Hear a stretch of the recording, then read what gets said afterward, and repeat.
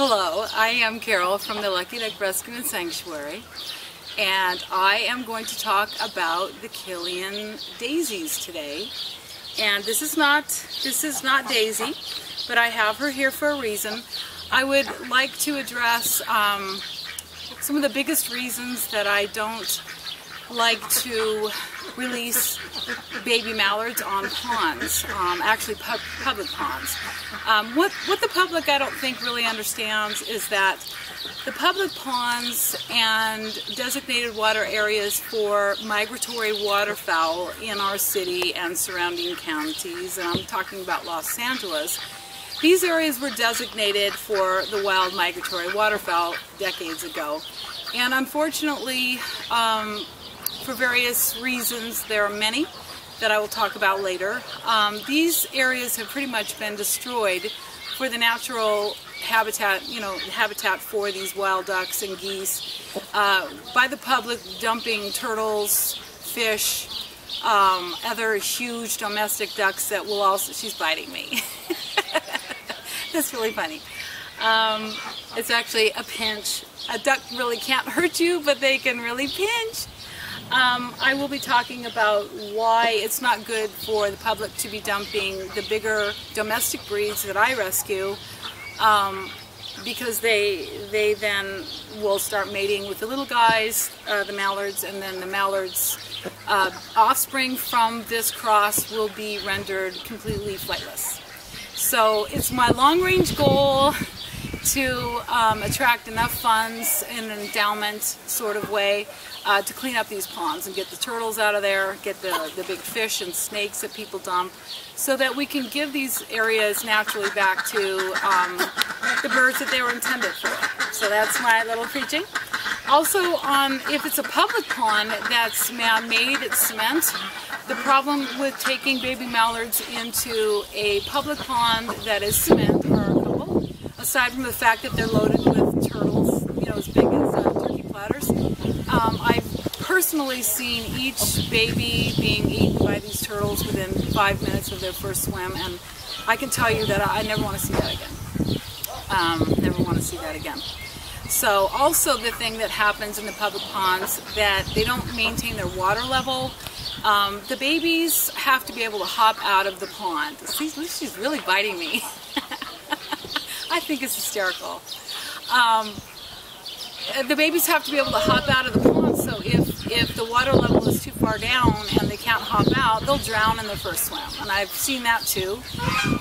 That's horrific, and I've heard many tales of that. And the third thing is, sometimes in a public pond, they will have a drain that, lovely. The drain, if the drain holes are too big, the ducklings can just get sucked down and in through the drain, and Lydia has seen this at her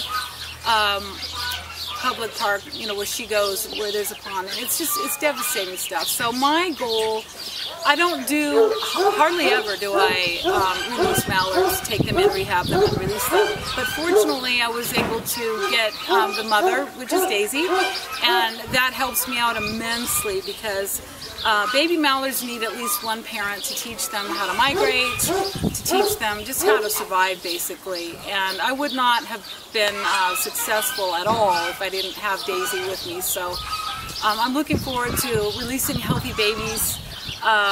They're well on their way to being there. Now, I wanted to talk about another issue of why I like to make sure that the babies are old enough to fly, because this is Diva.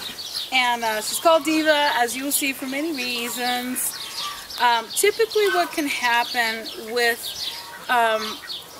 the development of the babies, well, you won't know this, when they're just the little guys, but you'll see it when they actually feather out. Diva has what is called as an angel wing hair. And this is a kind of a common problem. It comes, I've talked to vets and whatever, it can come from malnutrition, genetic problem. But the wing, it's not a broken wing, but the cartilage is not formed properly. So this situation here, she will never be able to fly. I mean, she can get a few feet off the ground and that's it, basically. So this baby, if I released her with Daisy's babies, And we found, you know, actually they survived not getting eaten by turtles.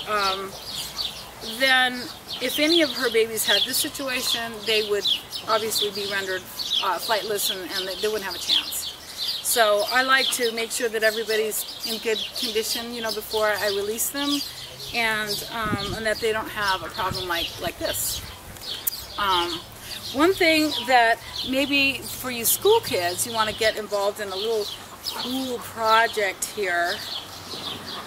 We feed, we feed as much natural bugs and worms, and we're going to have a cricket party here in about 3 weeks. I'm going to move the family into a bigger area where they can start flying around, and we're going to have a cricket party and a pool party on that day, so you guys can see how they like to chase after these crickets. It's really hilarious.